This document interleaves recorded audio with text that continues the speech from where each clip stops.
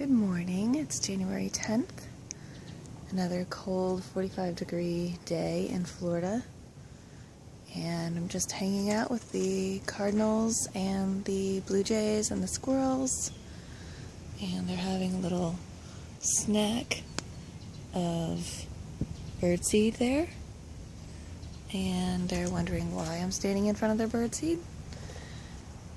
And over here is a plant called a bird of paradise, and it's huge. It's very, very much overgrown, and it creates these very beautiful flowers that are sort of a grayish purple and white.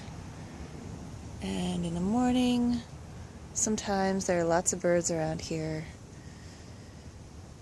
Not sure if they're drinking the nectar or if they're eating the bugs that are drinking the nectar, but it's pretty cool. There's a lot of bird activity here.